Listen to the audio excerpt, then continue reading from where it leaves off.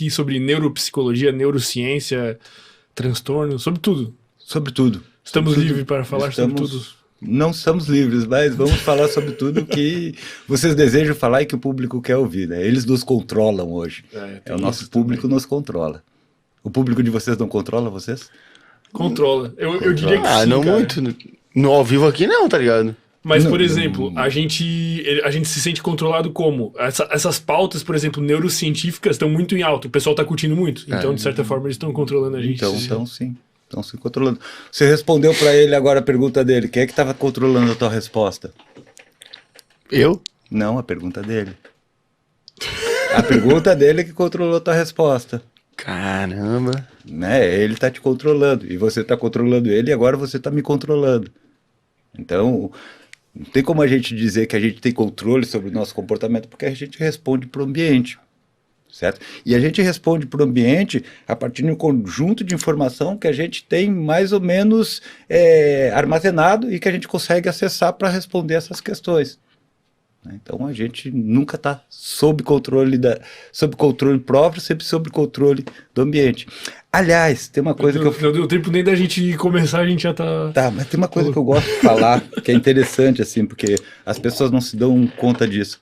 A gente se controla quando a gente tenta controlar o outro. Então imagina o seguinte, imagina que a gente está aqui conversando, né? Então enquanto eu estou conversando com você, eu estou, ao mesmo tempo, meu cérebro, ao mesmo tempo, ele está fazendo o que a gente costuma chamar de teoria da mente, que é tentar entender o que vocês estão querendo e como que vocês estão processando essas informações. E aí ele vai adaptando essas informações para chegar no objetivo dele. Quer fazer vocês compreenderem isso ou assumir o mesmo ponto de vista que eu. Uma manipulação. Se você quiser chamar de manipulação, pode chamar de manipulação. Eu diria que o controle se estabelece nessa relação entre eu e o outro. Ou melhor, entre o meu cérebro, o que o meu cérebro acha que o outro está pensando e o que ele quer do outro. Certo? Então, de certa maneira, o controle é sempre contextual. E essa é uma palavra que eu vou usar bastante, assim, contexto. Né? Porque a gente acaba criando situações na qual a gente tem demandas para responder. A gente criando situações, as situações vão criando demandas para nós responder. E a gente vai buscando, o nosso cérebro vai buscando essas informações, organizando elas para que a gente possa dar conta dessas demandas. Então essa história assim de eu me controlo ou eu controlo as situações, ela é muito relativa. Porque ela está muito ligada à forma como a gente experimenta essas situações, certo? E aí tem um detalhe que para nós é importante, assim, né? Eu gosto sempre de começar a falar das coisas a partir de um ponto de vista que para mim é essencial para a gente entender o trabalho da psicoterapia e, de certa forma, também o trabalho da avaliação neuropsicológica, né? O que está em jogo numa ciência psicológica? A experiência do indivíduo. Né? Por que eu falo da experiência do indivíduo? Porque se a gente for parar para pensar, tudo que existe está, de certa forma, dentro da nossa experiência. Não existe nada acontecendo fora da nossa experiência. Certo? Tudo que a gente vive e experimenta é o que está acontecendo aqui e agora. Tipo, a nossa realidade é limitada aos nossos sentidos. Tipo, a nossa realidade é a nossa experiência. Né? Você está dormindo, está tendo um sonho. O teu sonho, naquele momento, ele é real, certo? Enquanto você está experimentando, ele é real. Depois você acordar assim, foi, graças a Deus, passou. Dependendo do sonho, até ser, puta, que bosta, né? Mas enquanto você está ali sonhando, enquanto o cérebro está ativo durante o processo de sono, né? Fazendo seus ajustes metabólicos, você gera uma experiência. Você gera uma experiência, e essa experiência dentro daquele contexto pode ser efetivamente confundida com uma realidade. Né? Então, a gente está, de certa forma, preso nas nossas experiências. Né? Nós somos um produto das nossas experiências. E a nossa experiência é um produto do sistema nervoso central. Né? Isso é interessante também para a gente colocar. Então, quando a gente pensa em psicologia, do meu ponto de vista, a gente está pensando na experiência individual. Aí depois eu vou ter que falar um pouquinho sobre essa questão do indivíduo também, né? Porque ele ganha um contorno específico dentro dessa perspectiva das neurociências, né? Mas a gente está falando de experiência, a gente está falando de como que como um fenômeno circunscrito no tempo e no espaço, gera uma realidade, que é a minha própria experiência, certo? E aí a psicologia, é engraçado que ela surge no momento a partir de uma suspeita, de que a forma como eu experimento as coisas é diferente da maneira como você experimenta as coisas, certo? Na verdade, essa é uma questão bastante antiga na psicologia, né? A psicologia, ela em muitos aspectos, ela é herdeira da física, né? Porque no século XVIII, XIX, quando a física começou a se desenvolver, a gente tinha um problema com as medidas, porque com as medidas eram feitas com cronômetros, com observações sem grandes equipamentos, a gente podia ter diferença de uma medida, por exemplo, uma medida do corpo celeste, de um observador para o outro. E aí nasce uma disciplina da física que vai se chamar de psicofísica, né, encabeçado por alguns autores como Fichtner, Titchener, que são caras que vão tentar entender como é que ocorre essa percepção e como é que ocorre essa distorção da percepção. E isso vai dar, de certa forma, origem à psicologia, né? Os estudantes de psicologia sabem disso.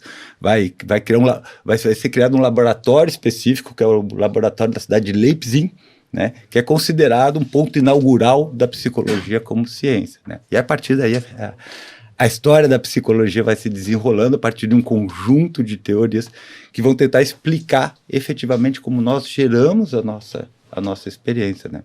Outras áreas da psicologia gostam de chamar isso de subjetividade e subjetivação, certo? Então, como é que nós geramos a subjetividade, certo? Porque, por exemplo, tem experiências que são que a gente pode compartilhar. Todo mundo está vendo esse copo aqui. Certo. Perfeito, é uma experiência compartilhada, né? Posso descrever o copo e você pode, inclusive, reconhecer esse copo pela minha descrição a partir da linguagem. Mas tem elementos dessa experiência que são privados, né? Por exemplo, você, esse copo é legal, esse copo me lembra uma festa que eu fui, esse copo, sei lá, não gostei. Enfim, você pode ter uma experiência interna com esse objeto que ela talvez não seja tão facilmente compartilhado, certo?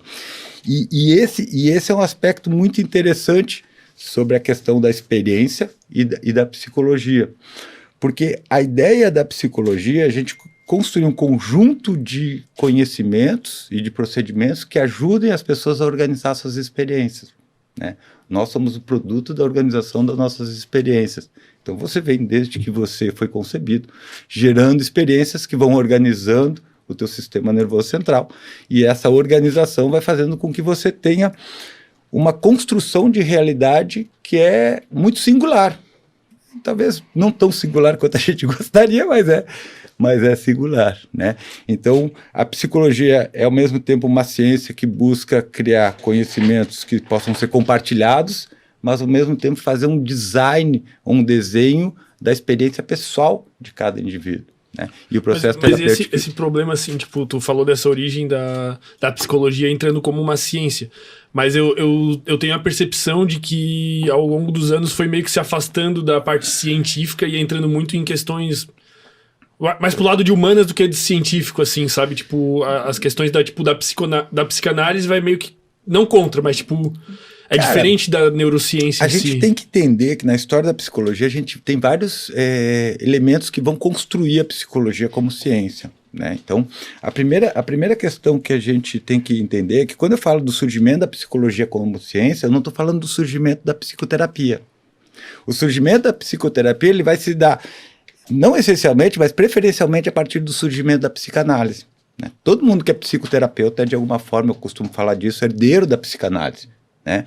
E a psicanálise, ela é uma coisa interessante, porque a primeira coisa que a gente tem que entender é que a psicanálise é uma construção de um neurologista. A psicanálise não é uma construção de um filósofo, ela é uma construção de uma pessoa que parou e se deteve por um fenômeno que chamou muita atenção dela. E qual era o fenômeno que chamou a atenção dela? A relação corpo-mente. Certo? O Freud, de repente, olhou para as pacientes conversivas, né, conhecida como histérica, e disse, caramba, mano, a mente pode modificar a percepção e o comportamento do corpo, a tal ponto de fazer as pessoas terem graves prejuízos funcionais. E ele disse, puta, como isso funciona? Naquela época, os recursos e o conhecimento neurológico não era tão abrangente quanto a gente tem agora. O Freud precisou, obviamente, criar os métodos dele e criar uma metáfora que sustentasse aquilo, certo? E aí o Freud vai lá nos gregos, vai pegar o Édipo, toda aquela história que a gente conhece, mas a coisa que fez com que a psicanálise surgisse é a mesma que atrai hoje as pessoas para neurociências, que é essa relação entre corpo e mente. Por que eu estou botando aspas aqui? Porque mente é um negócio que não existe, meus alunos já sabem muito bem disso. Mente é um conceito improdutivo. Por quê? Porque ele não é útil para a gente estudar os fenômenos comportamentais, certo? A utilidade dela é vazia em termos de conceito para a gente produzir conhecimento de como que o ser humano responde ao contexto de uma forma geral. Mas em que contexto existir a mente é útil? Eu não entendi. Em nenhum. Bom, vamos pensar assim. A mente não é útil nenhum. Gostou desse corte? Deixa o like e inscreva-se no canal. Tamo junto.